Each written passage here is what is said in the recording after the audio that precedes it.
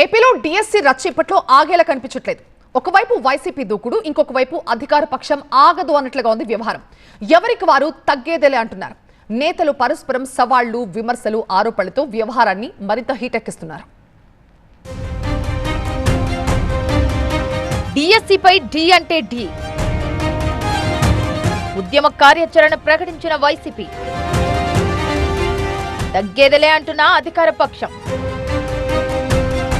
ఏపీలో డిఎస్సీ రచ్చ కంటిన్యూ అవుతోంది. డిఎస్సీ నియామకాల్లో అక్రమాలు జరిగాయంటున్న వైసీపీ తన పోరాటాన్ని ఉధృతం చేసింది. మెగా డిఎస్సీ అక్రమాలపై సీబీఐతో విచారణ చేయించాలని డిమాండ్ చేస్తూ రాష్ట్ర వ్యాప్త ఆందోళనలకు పిలుపునిచ్చిన వైసీపీ మరోసారి ఉద్యమ కార్యాచరణను ప్రకటించింది. ఈ నెల 31న అన్ని జిల్లాల కలెక్టర్లకు వినతి పత్రాలు సమర్పించి ఆగస్టు 3, 4 తేదీల్లో నియోజకవర్గాల్లోనూ టౌన్ హాల్ సమావేశాలు, ఆగస్టు 6 నుంచి 9 వరకు నియోజకవర్గాల్లో రిలే నిరాహార దీక్షలు, ఆ తర్వాత ఆగస్టు 10న భారీ నిరసన ర్యాలీలకు ప్లాన్ చేసింది. మెగా డిఎస్సీ ఓ మాయా అంటున్న ఫ్యాన్ పార్టీ నేతలు అందులో జరిగిన అవినీతిని ప్రశ్నిస్తూనే ఉంటామంటున్నారు. మంత్రి నారా లోకేష్ రాజీనామా చేయాల్సిందేనంటున్న నేతలు సీబీఐ దర్యాప్తునకు డిమాండ్ చేస్తున్నారు. ఈ విషయమై ఢిల్లీ స్థాయిలోనూ ఆ పార్టీ ఎంపీలు గళం పెంచుతున్నారు. రాష్ట్ర ప్రభుత్వమే ఈ స్కామ్ గురించి ఇన్వెస్టిగేషన్ చేసినట్లయితే నిజాలు బయటపడవు.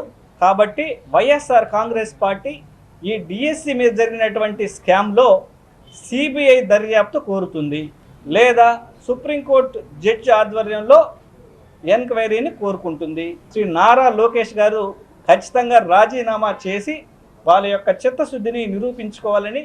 ఈ అంశంలో కూటమిపై విమర్శలు, ఆరోపణల వర్షం కురిపిస్తున్న మాజీ మంత్రి పేర్ని నాని లాజిక్లతో కొడుతున్నారు.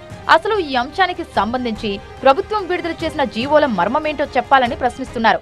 మరి జీవో 447 ఎందుకు ఇచ్చారు? ఏప్రిల్ 19వ తారీఖున ఆ 4 నంబర్ జీవో 47 నంబర్ జీవోని డిఎస్సి పూర్తవ్వంగానే, నియామకాలు పూర్తవ్వంగానే ఎందుకు రద్దు చేసి జీవో 56 ఇచ్చి తాళం వేశారు? ఈ క్రీడా సంఘాలని దొంగ సర్టిఫికేట్లు కాదని ఎవరు చెప్పాలి? ప్రభుత్వం ఏమైనా ఎంక్వైరీ చేసిందా?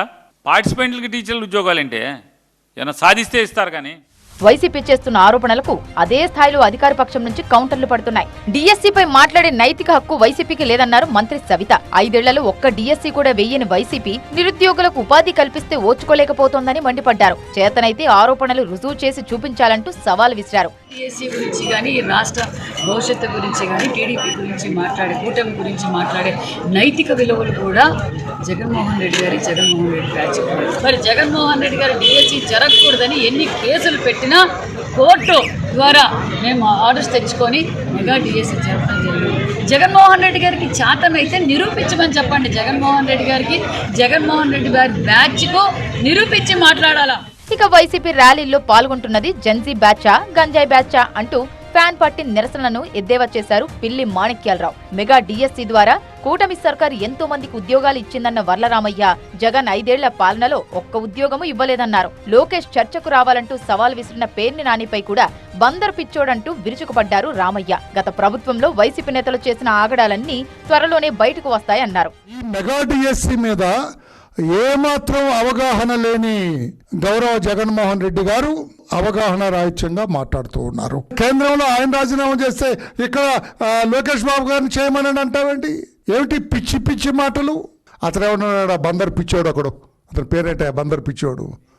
పేరుని నాని, నేను వస్తాను నువ్వు ఎట్లా వస్తావా?